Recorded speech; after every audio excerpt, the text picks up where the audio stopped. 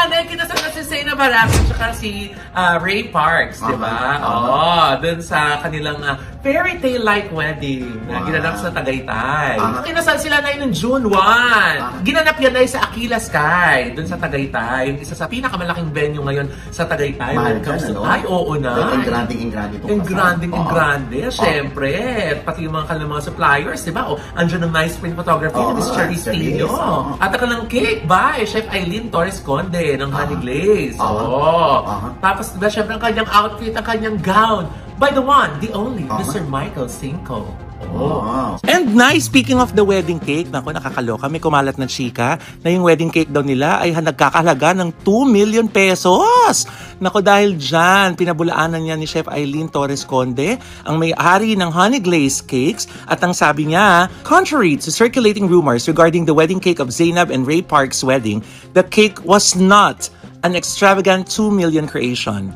While we appreciate the enthusiasm and attention surrounding our cake, we must clarify that such claims are false and inaccurate. Honey Glaze Cake would like to reaffirm our commitment to delivering exceptional wedding cakes that fulfill our clients' dreams within a reasonable budget. We take pride in our craftsmanship and attention to detail, ensuring that each creation is both stunning and delicious. We urge the public to be cautious of misleading information regarding our services and pricing. Yun nga na, ilang beses nating nakatrabaho si Chef Aileen Torres Conde at yung mga Honey Glaze Cakes na mga ganyang kalalaki, so far sa aming experience, hindi naman talaga umaabot ng 2 million.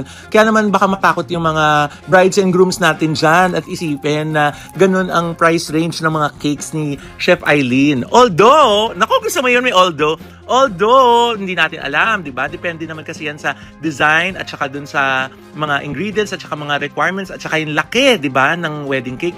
Baka naman din may mga wedding cakes na umaabot ng ganung halaga. Pero yun nga, sabi ni Chef Aileen, itong cake nila Zainab ay hindi po nagkakahalaga ng 2 million pesos.